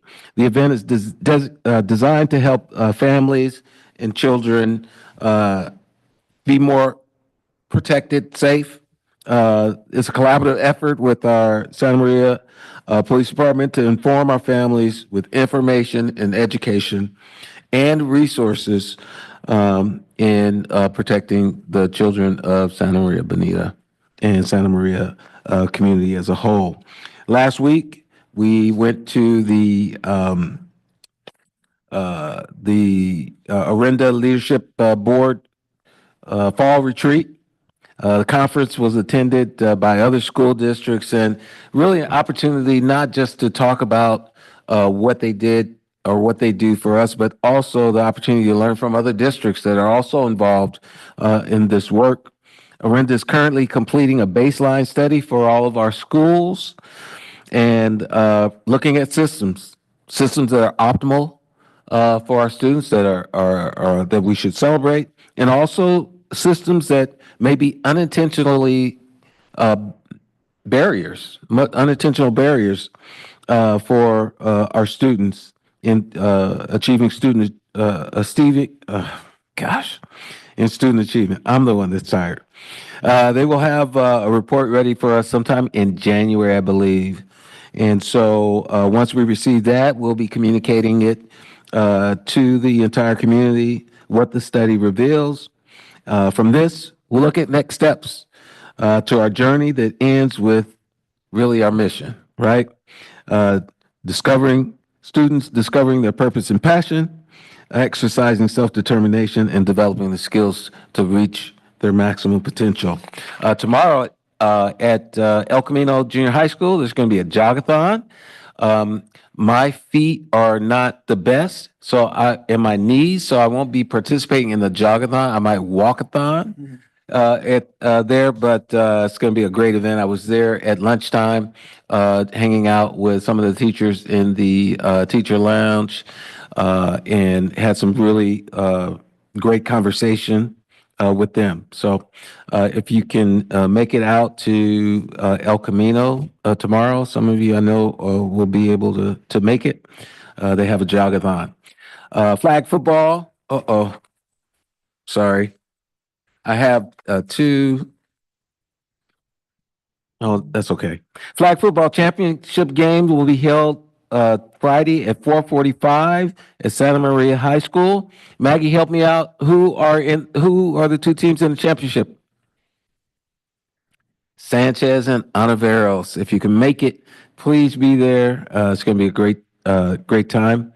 And then Saturday, October 26th, starting at 12 p.m. at Rigetti High School, we will have our first ever elementary cheer showcase where cheerleading teams and individuals will compete in different categories, including team cheer, team dance, individual tuck jump, and individual toe touch. Is that? Oh, okay. Maggie is going to come up and, okay. Maggie's going to come and demonstrate that the tuck jump and toe touch. Yeah. And that's at Rigetti, Saturday, October 26th at 12 p.m. Okay. So that's exciting. I have a lot to cheer for. Thank you, everybody in the Santa Maria Bonita family, for the work that you do each and every day. That's all I have, President Valencia. Thank you very much. Item 15, adjournment. The next regular board meeting of the Santa Maria Bonita School District will be held on Wednesday, November 13th, 2024. There being no further business before the board, may I have a motion to adjourn? It is moved by Ms. Cordero and seconded by Mr. Hollinshead to adjourn the meeting. All in favor? The time is now 7:57. The meeting